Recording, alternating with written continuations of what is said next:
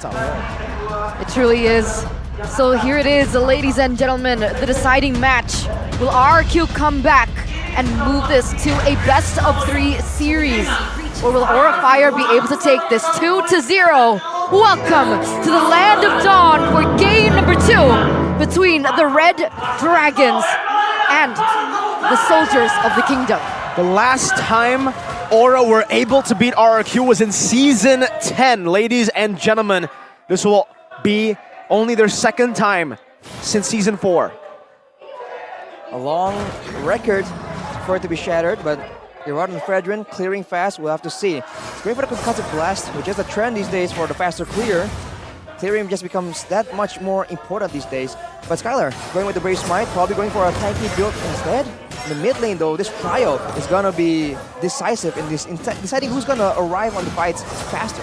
Oh, the damage coming in from Octa though, like despite the maneuverability coming in from the Matilda, from Yawi, and the fact that they can clear a lot quicker, Octa's damage is still there. It can't be denied in the mid lane. Well, in this game though, RRQ has a lot more tools to try and make plays happen in the early game.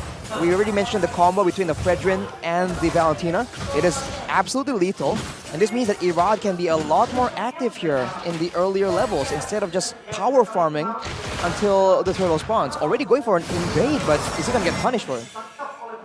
Not yet.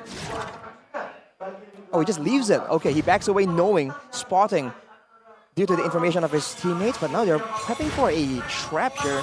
I believe they do get spotted.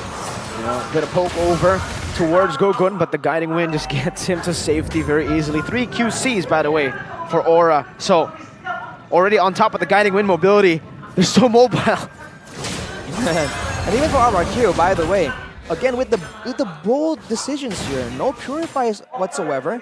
They feel like it won't be necessary. They're gonna just meet Aura with brute force, and now with the turtle already here, Aura once again are the ones proactively just looking for info, controlling. Black Dragon form, Yawi already spotting everybody as well. Dawn trying to look for an angle to initiate Minion's Fury. That was stolen away, and now it's going to be Gogun who secures it. A Furious Dive and a Petrify, and now into the Detonus Welcome. A beautiful combination of skills to lock Irad down. And that's exactly what they did. 1,000 gold lead already built up for Aura. 3 minutes in. Just 3 minutes. And Irad gets taken out in the first. That was really good execution coming in from Aura Fire. Interesting. That's painful because, you know, RRQ, they're intending on snowballing. They have 2 Bargain Hunters on their emblems right here, Brusco and Octa. They're trying to scale up and make the plays happen earlier on before it becomes a team thing, a 5v5 roaming squad kind of deal, because that's where it gets a bit more difficult for RRQ. For now, they can still try and play with the skirmishes, but look at Yawi on the Matilda, man. The fact that he can be so mobile, yet so safe, especially with the Wilderness Blessing and the agility, he's just zooming around, getting info, getting shielding, getting damage. That's why this hero is just so annoying to deal with. That's why when you mentioned like the early game of RRQ, sure, I get it because of the damage, but in terms of mobility, setup, and rotations, because of the Matilda, Aura Fire, I do believe, has a little bit of an edge in this early game, and we see it actually come through. They're able to set up a lot quicker, they're able to make a lot more ganks happen, but here it is. They're gonna go all onto Gogun, even a Minion's Fury. Good Detonus Welcome to get him out. Circling Eagle by Yawi onto Brusco, forcing him to flicker out, and Aura gets out safely. By the way, we want to mention, wait, Yehezkiel? In that bush, Irad wants to dash for sure, but Yehezkiel has more dashes. Back to the emblems. Actually notice that for Gogun, he always takes a particular set of emblems here. Thrill. So on the Akai and on the Barats, we did see in game 1, Irad didn't go for the Thrill. So it's something that's like peculiar about Gogun. And so far, both games, he did secure first turtle with that Thrill. So that base damage doing him a lot. Especially on a hero like the Barats with a lot of built-in extra stats with the stacks, with the passive. Definitely works out well, but it might be a personal preference kind of deal. Back to the turtle setup again though. Dawn is just trying to find vision, but he can't really do much on his CC. No, not much. Zoned away instantly by the Black Dragon form in Irad as well. Not even going to contest this time. RRQ are playing the passive game now. Oh, even in the gold lane, Kabuki winning out against Skylar. Very aggressive though. Brusco comes in. A good sliding tackle to stun Brusco up. No Minion's Fury, and also Yawi rotated up. Does he already have Flask? Might be. Eternal Guard, he has skill. Ooh, flickers out of the Appraiser's Wrath, just barely. No, he doesn't. Not yet. Okay, so it was just a shield from the Guiding Wind. Yeah. And it's already so massive. I don't think he's going to be forced to rush it either, although he might. But again, the same issue for RRQ persists here in game number 2. The bulk of their engages are started by the Fredrin or by the Valentina, and none of them are just significant enough to actually secure the kill before they can fly out on the Guiding Wind. So now for RRQ, I think they have to just wait for the objective and then decide on save the resources for moments like that where they can for sure predict where Aura is going to be. Oh, Yaoi's going back in. Or not. Or not. They're waiting for the time. They're waiting for that. Irad taunts in front of Praise. Oh my god, Yaoi got deleted by Irad! A 3-man Minus Fury under the turret. Wow, a beautiful counter initiation from RRQ. And even a trade down below. Dawn, Octa flicker, terrifying, and a knockup too! An amazing read from Octa on this Vexana. Beautiful 3-4-0 trade with Dawn in the bottom lane as well. And it looks like RRQ are going to be able to munch their way in that top turret. And that's it. It's a momentum shift for RRQ Hoshi. It's one moment out of nowhere there. It's so ideal for them that Yaoi was the first target. And man, E1 wasn't even that low, and he just immediately destroyed Yaoi's health bar, man. He got basically one-shot by that Appraiser's Wrath, of course with the help of everyone else. But that is something that most likely will not happen again. Yaoi will be on his toes this time. Definitely will. Skylar already picking up a next item here. But remember, Gugun is ahead in one level. Do they want to go for this? It looks like they do. Yeah, skill knocked up, has him in his fury right now. Irad Appraiser's Wrath again! This time onto Yehezkiel. Black Dragon form is Dawn, pops into Vengeance in the back line. 1v4. An interesting decision by Dawn that will not go his way. It's Kabuki who punishes him, but RRQ do not let it go in vain. They get a turret in the mid lane for the trade of Dawn. And it looks like they're going to be able to get their hands on the next neutral objective as well. So that is going to be Dawn traded in for a tower in the mid side, giving them a little bit more room to play with in terms of rotations. Kabuki? And that anchor in the mid lane, but what? Flicker out, Skylar. All right, they decided to back off both. Gugun has rotated as well, but they did burn out a Flicker from Kabuki. That's massive. I wonder what happens in between games, man, because RRQ, they're looking a lot more alert, a lot more decisive. Definitely. And they are making full use of the bushes. Unlike game number 1. In game 1, they seem to be desperate, like running straight towards Aura. Now, they're just pre-positioning into these situations where they can just get an easy access towards Kabuki, towards Yehezkiel. And it's working out great for them. Audience prediction has shifted a little bit though here. 69% this time around. Nice. A little bit less than it was in game number 1 with Aura grasping a little bit more, what do you call it? Hope, faith. Right, a bit more, what, good faith? Yeah. Not quite sure, but you know, Aura can still prove everyone wrong so far. But look at RRQ, man. They're already setting up on the other side of the map. They want to make sure that they have the setup advantage this time. Because if it's an even setup advantage, I do believe that for now, Aura does have a bit of an advantage. Okay, Dawn in the bottom lane has the Vengeance back up right now. Guiding Wind ready. Kabuki finds the turret.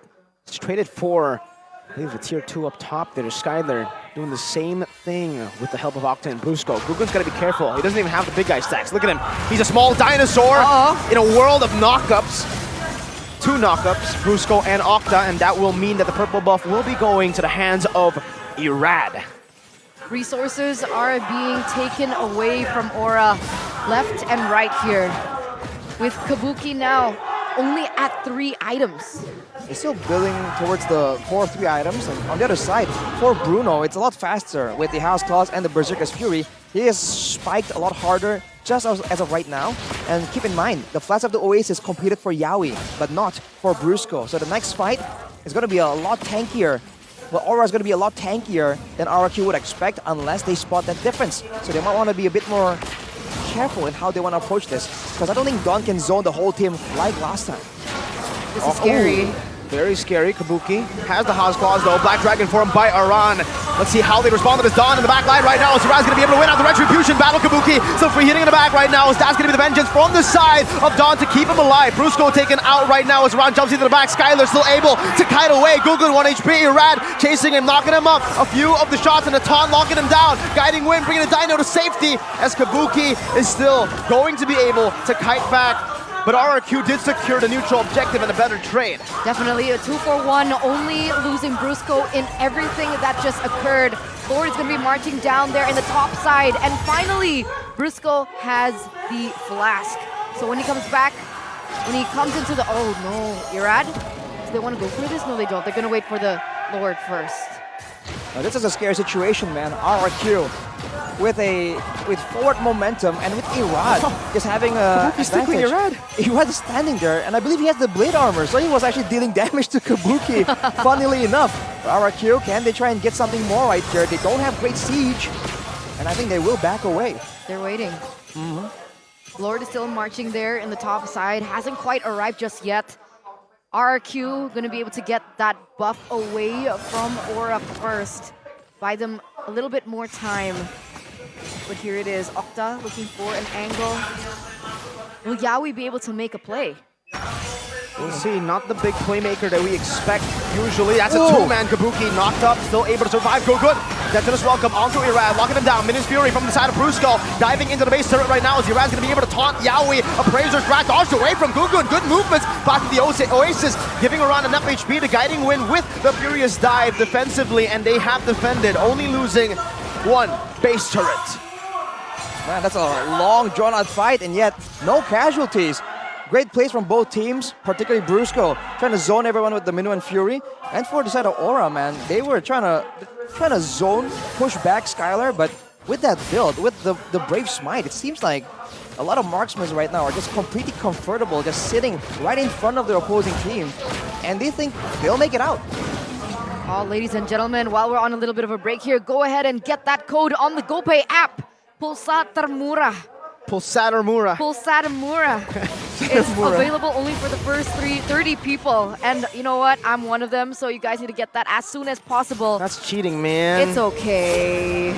Well, we'll have to see, man. But, you know, make sure you use GoPay to get full value, because RRQ is definitely trying to do so. But keep in mind, Skylar is going for a full damage build. He does not have the Brute Force Breastplate. He does not have the Thunderbelt, so he is going to be a bit squishier, and that is something that can be punished.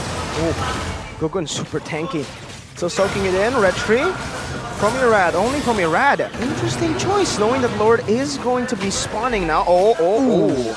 I thought that would do more damage, but his heal just tanked it up like a boss. Like a boss. Well, Don, which means boss in some cultures, he's gonna have the advantage on the other side of the map. And for now, I think RRQ is trying to bait for a fight, man. I don't think they're actually trying to go for a 50-50 here. They have the level advantage, the gold advantage, and this is what they want. Something to entice Aura to overextend and commit to a fight. They're doing the exact same thing that Aura did to them in game number 1. Exactly the same. Look at the way that they're playing. No ult on Dawn. Yehezkiel has him in his Fury. Gugun walking forward, circling Eagle on the Skyline with the Black Dragon form, following it up. Yehezkiel, Minus Fury, Appraiser's Man not connecting Aran in the back line and in a 2v1, but it's going to be Dawn doing the same thing, but winning this time around. Aran still with the help of the guiding Wind. Yaoi very low, still running away. The last hit not able to connect, as that's also Kabuki and Yehezkiel versus Irad. A flicker backwards, but Dawn finds the winning play with Octa. Now it's only one. The Black Dragon, Aran in the base against 4 members, and RRQ are deciding 2 members in the mid, the other 2 trying to end. Aran clearing the wave. Dawn still in the front, giving Skylar enough room to go for the stack. 6 seconds for Gugun. They're still trying to clear the wave in the mid lane now. RRQ looking for a possible end angle. Gugun's back up. Min wave up top. They should be able to get a base turret, but I'm not too sure if they made the right call. The Lord was up for grabs for free. But they didn't go for it. They wanted to go for an end, but they weren't able to do that. The death timers worked perfectly in favor of Aura Fire, and now RRQ have to go in for the reset on the Lord once again with all 5 members back up. But this might just be part of the plan. RRQ, they need this Lord up to bait Aura out again. So going for the base turret, now they have prio in the lanes. Now they can try and force Aura to an even worse fight. And it can be just this exact same story. Irad and Dawn just zoning the whole backline and making sure that Skylar and Brusco just do their thing and survive in the back. We'll have to see, man. Aura, can Gugun do it for his team? Lord is already a quarter of HP. Dawn is trying to go in that mid lane. Yaoi fast with the Oasis with the guiding wind. Not 15 yet. Them back up. Not 15, you're right. Irad has a level advantage. Black Dragon form. Here it is. Appraiser's Wrath with the combo and the Retribution. Around in the back. Gugun trying to save the back line. Meanwhile, they're all trying to dive Kabuki. Irad in the front also with the Minions Fury used up by Yehezkiel. Kabuki is still there, kiting away now with the flash of the Oasis, but Yaoi sacrifices his life. Skylar finds a double. It's only Irad, and Skylar is hungry for some dragons. Irad picks up the last kill in this game. That's 15-4 in 15 minutes and 40 seconds. They find the Lord and everything. RRQ prolongs the series. We're going to get a third game. Welcome to game number 3, ladies and gentlemen. Woo. RRQ with the wiped out in the last second of that series. Hey Rash, it looks like we're going to game number 3, bro. Game 3 is what it's all about. Man, that was intense. That was a different RRQ. They let go the Mathilda, man. That was